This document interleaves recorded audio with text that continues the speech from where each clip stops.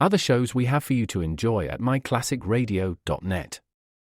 The Avengers was most certainly not a household name in South Africa prior to the radio series. With no national television service until 1976, the mechanism simply was not present in the country to show television programs to mass audiences. While many other countries reveled in the filmed adventures of John Steed and company, South Africa was not equipped to join in the fun.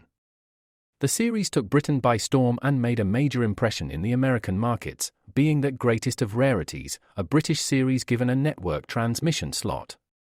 However, as a filmed series, rather than a videotaped one, The Avengers was able to gain a modicum of exposure in South Africa through film rentals. Come and listen at myclassicradio.net. Other shows we have for you to enjoy at myclassicradio.net. 21 Precinct was a police drama broadcast on CBS from July 7, 1953, to July 26, 1956. It initially served as a summer replacement for My Friend Irma. The show was produced in cooperation with the Patrolmen's Benevolent Association of City of New York and adaptations from True Criminal in New York. The Policeman's Point of View. Historically, the 21st Precinct had been located near Gramercy Park, Manhattan. In 1929, the department reorganized the precinct numbering, and 21st designation was discontinued. No such precinct existed during the run, nor does a 21st precinct exist. However, the fictional precinct's territory closely corresponds to that of the Upper Side's 23rd precinct since 192. Come and listen at myclassicradio.net.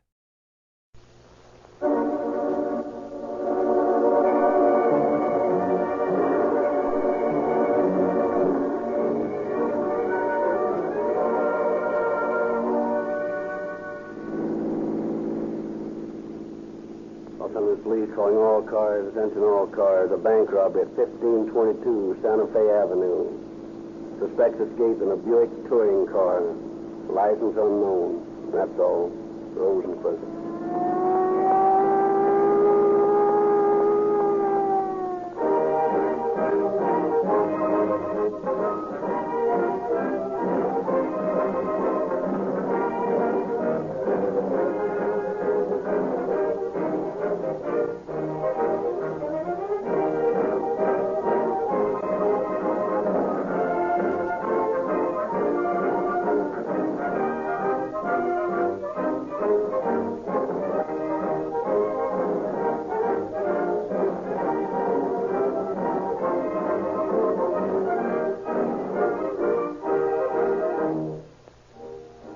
One of the most vital things to public safety is the perfect performance of police cars, fire engines, and other equipment of this type.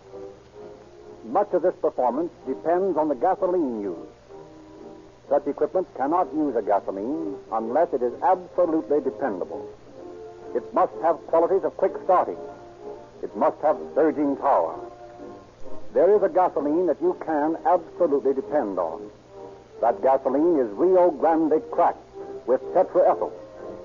It has proved its case in the fact that throughout the great Southwest, where Rio Grande products are sold, more police cars, fire engines, motorcycles, ambulances, and other emergency equipment are powered with Rio Grande cracked with tetraethyl than all other brands combined.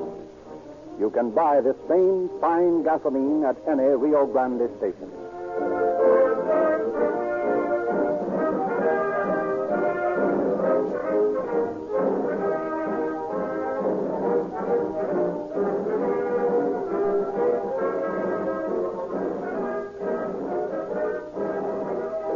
And now we hear from Chief James E. Davis of the Los Angeles Police Department. Chief Davis. Good evening, friends. How many times have you resented the man on the beat who told you to move along because you were parking in front of a fire plug? How many times have you personally taken a belligerent attitude against the police officer who, doing his duty, drove up beside you and gave you a ticket because you sped through a safety zone or drove pell-mell through busy traffic as if you were going to a third alarm fire and the burning house was your own? Tonight, I bring you a story which I hope will have a beneficial effect upon you and make you conscious, as a citizen of Los Angeles, of how these men in blue and khaki whether they be pounding a beat, riding in a traffic radio car, or cruising throughout the city on their motorcycles, are constantly protecting your life and your property, even unto death. Tonight's story should teach you two great fundamental truths. First, that the men under my command are fearless and courageous, alert to do their duty and unselfish in placing their lives on the altar of duty. Secondly, that your police department has made and means to keep this city clean of eastern gangsters and vicious criminal types. Written into this story is the grim death of a traffic officer who fell mortally wounded because he was part of this great law enforcement body dedicated to a 24-hour-a-day warfare against crime. Likewise, this story discloses the heroism of a motorcycle officer too faithful to his trust of protecting the public to flinch even when his body was riddled with enough bullets to frighten the average criminal to death. Listen intently. Let this thrilling story impress you that it is your job as a citizen to cooperate with your police department in order that its routine work can be made easier and that it can concentrate upon the great forces of evil. Professor Lindsley will go on with the story.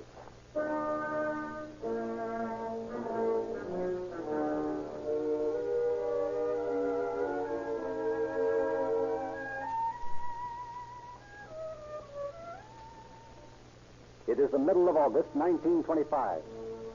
4 men are seated in a stuffy day coach as the Chicago Limited clangs across the yards and slowly rattles over the siding onto Alameda Street.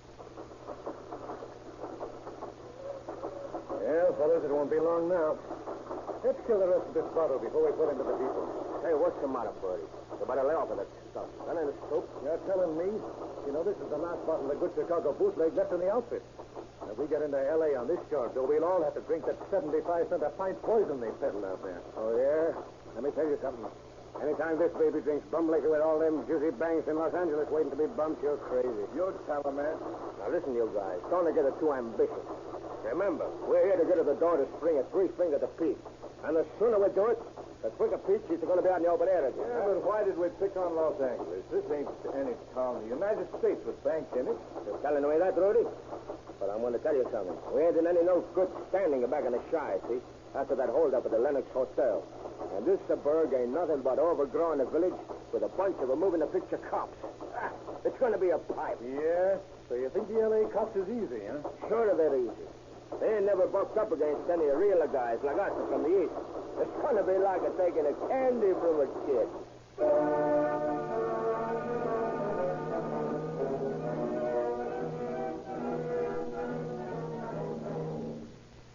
The Chicago boys work fast. In 2 days, they have staked out the job they intend to pull, and they have also acquired some lady friends. The next night finds them entertaining their companions in a chop suey parlor. Well, how you doing, babe? I think I'm going to live. Hey, call Pooh Manchu over, will you? I want some more mushrooms. Sure thing, Bertie Hyman never refused a good-looking dame nothing. Hey! Hey! Come on over here, Charlie. What's the matter? Maybe so. You liking something, maybe so? Yeah, another order of mushrooms for the lady. And bring another bottle of ginger ale, will you? Yeah, and fill up this dish again with cracked ice. Say, haven't you got any music in this dump? Yeah, you like the music? You, Chavi, we get the very fine, number 1 in first class, playing piano. You put it in the nickel, music here coming out. I say, big boy, why don't you take us someplace where they have an orchestra? We want to dance, don't we, Betty? Sure, take us where we can dance, will you, handsome? Nah, not tonight. We're a little short on dough. Oh, yeah. Just a bunch of cheapskates, huh? No, we ain't no cheapskate. Tomorrow night we'll show you how cheap we are. Say, we're going to pull a job. Pipe it down, buddy. Pipe it down. If he's the dame I don't know like our speed, it ain't no reason for us to go into a confession, huh? Oh, don't get that way. We was just kidding. Yeah, wait till I stick a dip in the piano. Well, there you are. There's your music and everything. Come on, baby, let's dance. Say, I sure must be stuck on you, handsome, to get up and try to dance to that racket. Come on, let's go. Okay, you're a good little sport, Betty, and tomorrow night I'm going to paint the town red. Hey, how about you dancing with me, too, kid? Sure. Say, what's all this bull about the money you guys are going to have tomorrow? I suppose that's the line you give all the girls, huh? Say, babe, after tomorrow, we're going to be on Easy Street. Yeah? Well, where's all this the money coming from? A rich uncle and me? Who cares? Are you a policeman? Say, do I look dumb like a Los Angeles cop? Come on, you better dance while you can. We can't stay here all night. We got an important date tomorrow with our strangers.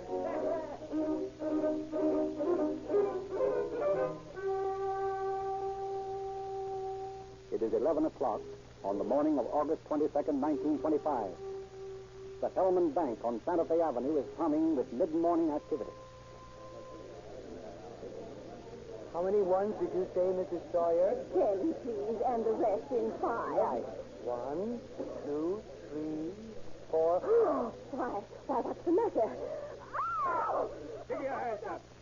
You clerks, if you want to live, you keep away from those alarm buttons. You can't get away with this, my man. Why the idea in broad daylight? Come on, Whiskers, or I'll plug you as an example. All right, now don't start a shooting till you have to, Rudy. Now come on. All you guys are behind the counter. You get into the safe. Now come on and step out or I'll burn you down. Now, Bertie, you get those customer down on the floor. And you pick up at the door. Okay. Down on the floor, all of them. Me too. Yes, you too. Hey, you there in the brown suit, don't you try to pull nothing. Flat on the floor, all of you. All right, Ed. You keep your guns on the rest of them, huh? Oh, don't shoot. Don't point that gun at me. I'm going to faint. All right. You do anything but shut your mouth. Hey, Bertie, you got to the door? Yeah, I got everything in pursuit. Now we're leaving. Everybody stay put till we get out of the door or we'll blast you. Come on, guys. All right. All right, the pilot. I'm going to take the wheel. What'd I tell you? Just like you're taking a candy from a kid.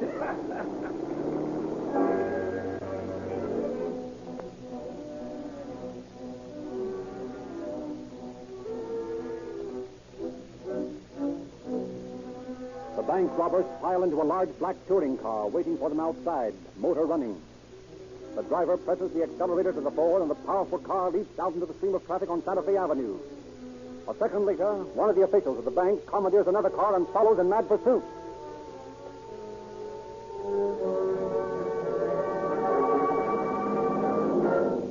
Several blocks away at Santa Fe and 8, Officer Oscar Bayer, seated on his motorcycle, passes the time of day with a friend. What are you doing down in this end of town, Oscar? Nothing ever happens down here and the traffic's too dense for speeding. Yeah, I get you right, Mac, but orders are orders. I sure wish something would happen to break the monotony, though. Will you get your wish, lad? Look at that madman weaving through the traffic. Huh? He's as good as got a ticket right now. Well, you better hurry. That bird's moving. I'll get him at a traffic signal. And there's another one. Go get him, Oscar. Just watch me.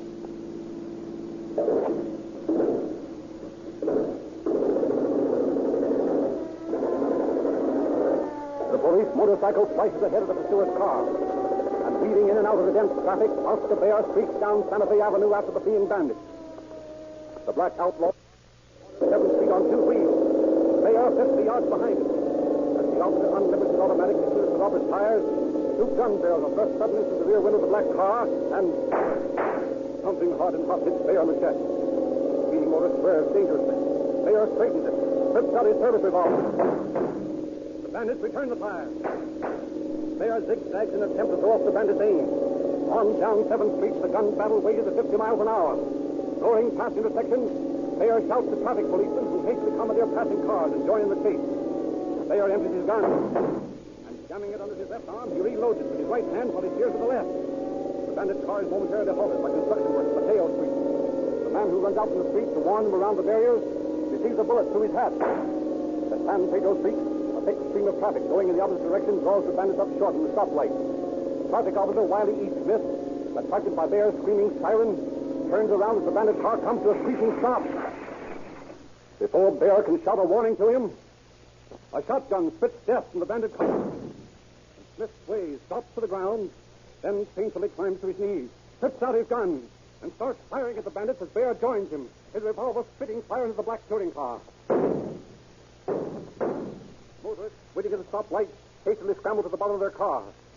Bayer, blind with pain, sickened from the bullets, his body has stopped, and the dying Smith are joined by 4 other officers who come up on the commandeered car. As Bayer steps from the cover of a parked car for a moment, one of the gunmen jumping from the black automobile aims at him. The guns of 3 of the policemen snuff out the light. 2 more bandits jump from the car and streak for a nearby parking station. The officers cut off the escape of the forced robber and order him to surrender. Drop that gun, mister.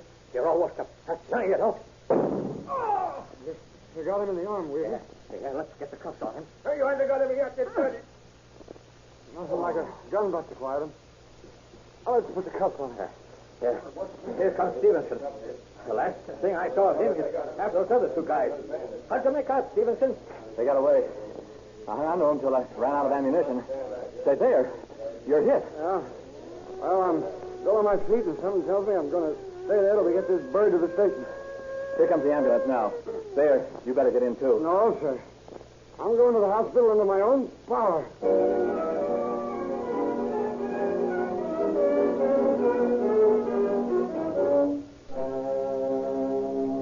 $19,000 is found in a bullet-riddled satchel in the bandit's car as a private automobile carries Officer Smith to the hospital, and the ambulance rushes the wounded bandit to medical help. Inspector Finlinson, attempting to get coherent statements of the chase from the excited officers, meets Oscar Bayer in the hospital corridor. Oh, here you are, Bear. I've been looking every place for you. Oh, I've been right here, Inspector. I'm waiting for word about Wiley. Have you heard anything? He's pretty bad, Oscar. Shot through the lung. He's losing blood fast. Oh, poor Wiley. The dirty rat shooted him down in cold blood. How's the guy we brought in? Never mind him. I want to know how you are. Oh, I'm okay. I just got a few little scratches. You should have reported to the doctor before this. Oh, I'm all right, Inspector, honestly. Well, I want the doctor's assurance of that. Yeah, but it's silly, sir. It doesn't look silly from the size of that blood stain on your side. Where? Oh, that. I hadn't noticed that before. All right, that settles it. You're seeing the doctor with me right now. Come on. He's in here. Here's Bear, Doctor. He seems to think he's a human target. Look him over, will you? Certainly. All right, young man. Right over here. Slip your uniform off. Yes, sir. Oh! Just a scratch, Bear. Here. Let me, Bear. Here. Let me help you, boy. Oh. Come on. Easy. There we are. Now, let's get a look at you. Well, young fellow, you must have been born under a lucky star. What do you mean? One bullet headed for your heart was stopped by your bag. Look at this. Gee. And another, if it could have killed you, is embedded in your notebook here. See that? Yeah, that was close.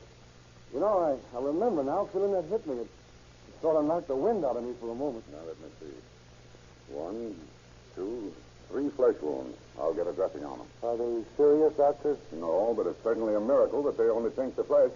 Any one of them would have killed him if they'd have been an inch nearer the center of his body. Well, there you are, Doctor. They can't get rid of me.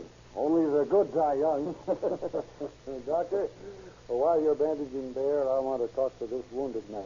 That is, if he's well enough to talk. Yes, I think it'll be all right, Inspector. He's in the next room, right through that door. Thanks. And, Doctor, see the Bear here does what you tell him. If you don't make him go to bed, he'll be out riding his beat this afternoon. Well, don't worry. I'll see that doesn't happen. Well, young fellow, how are you? What's it to you? Who are you anyhow? Who do you suppose? Dick. Well, yes, that is a police officer. Yeah? Well, what do you want? What's your name?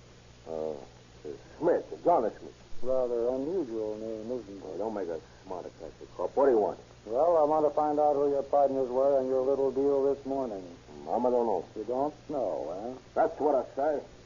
I'm only met him in the Pershing Square yesterday. I don't know what he's done. Very, very interesting. Oh, yeah? Well, that's the fact. They make a date to meet me this morning near the bank. I don't know that he was going to make him stick up until shit happened. You ought to be a little more careful about the companions you take. They may get you into trouble sometime. Oh, yeah. You're the wise guy, aren't you, huh? Remains to be seen. But I can tell you this, John Smith. Our fingerprint man will be over here in a half hour, and it won't be long until we find out just how wise a guy you are.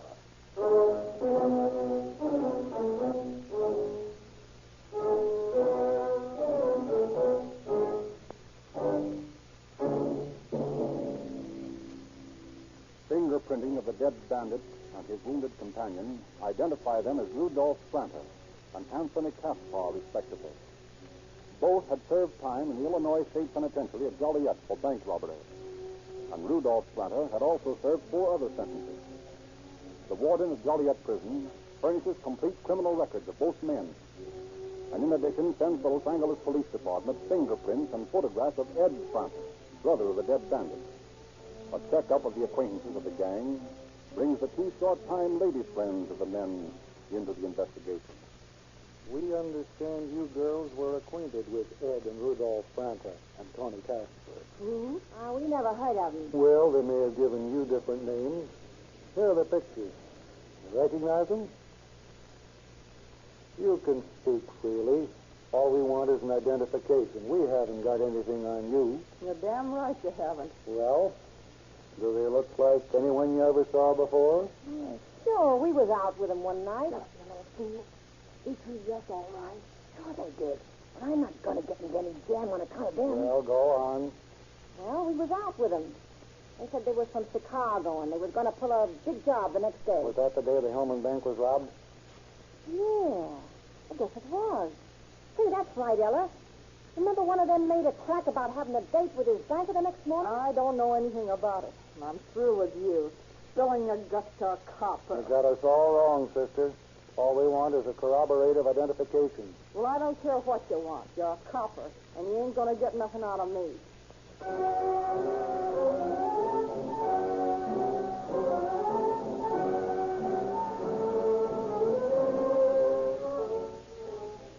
Faced with his record from Joliet and the further identification of his girlfriend, Caspar admits his participation in the robbery, but refuses to give any information regarding the two missing bandits.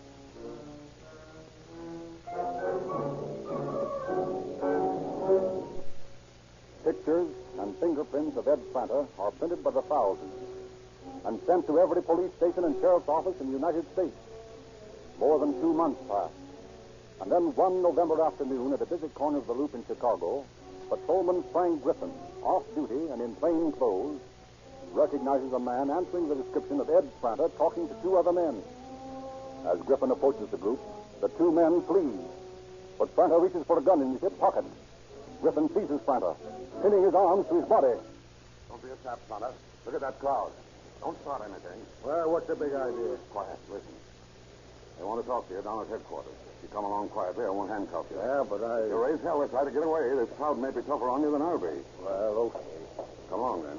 You might tell me, Griffin, what the big idea is. Nothing much. Only the captain wants to talk to you. What about? A bank robbery in Los Angeles. Los Angeles? I've never been in Los Angeles. Well, you can explain all that to the captain. I'm through with you when I get you down to headquarters. Hey, how come you're in plain clothes, Griffin? You was in harness a couple of days ago. Yeah, well, I got promoted. Yeah? Sure. Carrying your gat on the inside now, huh? Yeah, that's right. There's your pal Shields on the corner. He's still in the harness. Yeah, but Joe'll get a break, too, one of these days. Hello, Frank. Who's your pal? Joe, this fellow's wanted for murder. There's a gun in his pocket. Get it. Okay. No, you don't. Give me the bracelet, Joe. Hey, what the... Now, Ed, I'm still a harness bull, but I happen to be off duty right now and without a gun. Nice job, Frank. I got the SOS you flashed with your eyes. Boy, was I nervous. I thought I'd never run into anybody. Well, I'll be a platoon here. I could have got away all the time.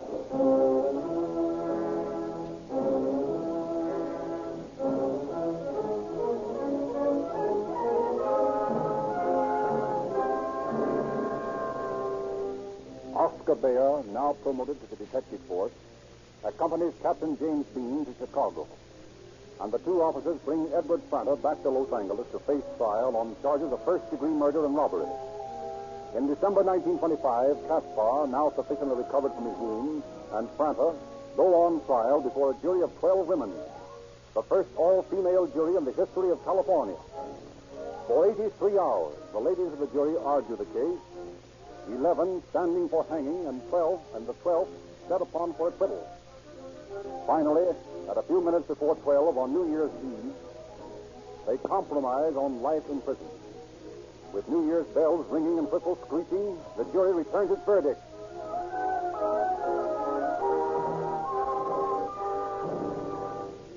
The attorney for the defense leaps to his feet. Your Honor, this is a miscarriage of justice. I will appeal this decision. I wish you would. I believe that a second trial would result in these men getting what they actually deserve. They should be sentenced to hang. Well, in that case, will the court permit me a moment to speak to my client? Yes, certainly. Your Honor, upon further consideration, I and my clients are prepared to accept the verdict of the jury and the sentence of the court.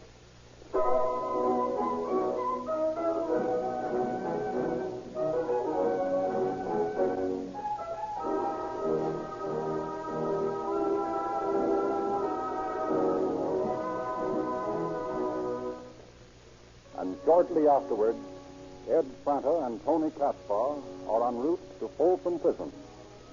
The fourth bandit was never apprehended, but police vigilance has not relaxed in the search for him. Oscar Bayer, in reward for his bravery, received a citation from Chief Davis, a promotion to the Detective Bureau, and a share of a $2,300 reward given by the Hellman Bank and the California Bankers Association. This brave officer, who had escaped death many times before he foiled the bank robbers, who had battled with German U-boats in the English Channel during the war, was a member of the Pursuit Squadron 478 of the Army Reserve Force, having learned to pilot an airplane following the war. He sold the first ship he owned, an old Jenny, to a boy in Alhambra, who killed himself crashing into high-tension wires. Bayer's second ship ran out of gas over the downtown police station and crashed at Vermont and 3rd. Bayer escaped with a few scratches. Unafraid, Bayer buys a monocoque, and one bright, sunshiny day in 1929, he takes off from Rogers Airport, accompanied by Officer's Passenger, for a short hop to Clover Field in Santa Monica.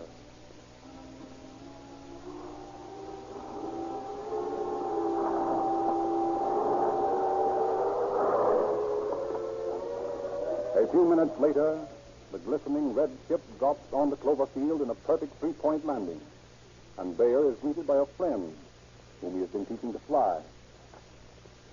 Hello, Johnson. Hello, Oscar. 12 days of flying, huh? Yeah. You know my pal, Plessinger? Oh, hello. All right. Well, what about it, Johnson? You want to take another lesson? Sure. You know, Plessinger, this guy can teach me more about handling a stick in 5 minutes than any of these other birds can in a day. Yeah, Oscar knows his stuff, all right. Come on, you guys. This flattery's going to my head. Come on, let's go, Johnson. Okay. So long, Puss. Be back in a little while. Okay, Oscar. So long.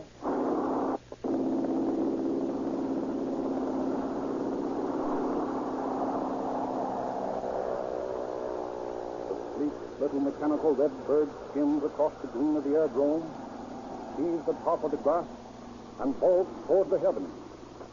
Circling effortlessly, it is soon 1,000 feet in the air. Below lies the panorama of Southern California, a glimmering jewel in the noonday sun.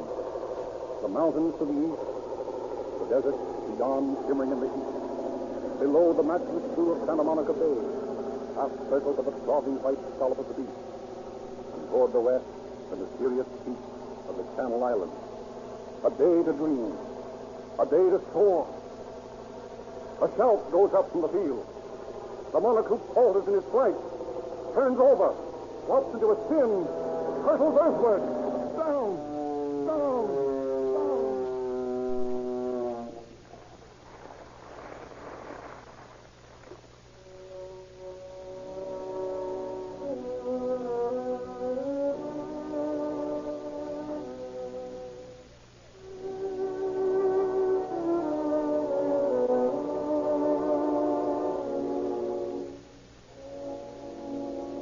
Oscar Bayer 2 days later.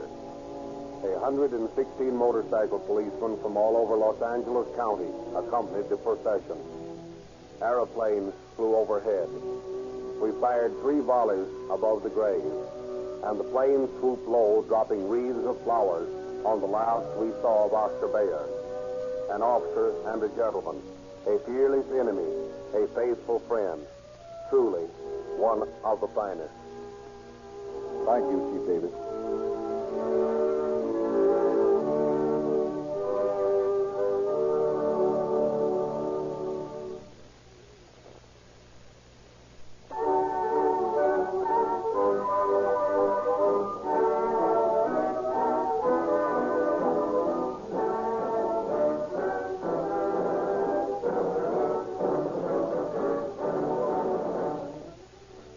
Modern motor cars are built to give you almost perfect performance. But you can't expect them to deliver it with inferior gasoline. To get the very best out of your car, why not try a tank full of Rio Grande cracked gasoline with tetraethyl? This is the gasoline that delivers millions of miles of dependable service to police cars, fire engines, and other emergency equipment here in the great Southwest. If you want the truth about your car, Rio Grande Cracked will tell you whether you need repairs or a change in gasoline. Next time you need oil, why not try Sinclair Opaline? This splendid oil is extra refined, giving longer life. Also, it is sold only in tamper-proof, extra-major cans. It sells for only 25 cents. For a better oil, at the price of cheap bulk oil, insist on Sinclair Opaline.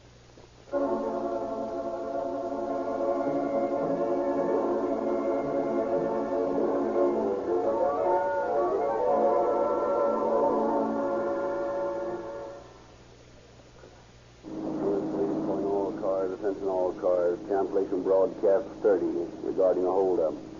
3 suspects now in custody. That's all. Rosenquist.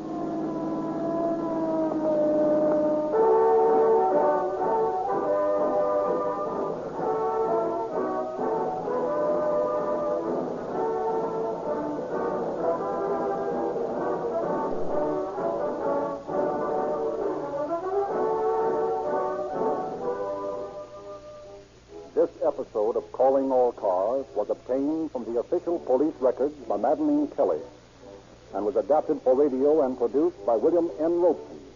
This is Frederick Lindsley saying good night for the Rio Grande Oil Company.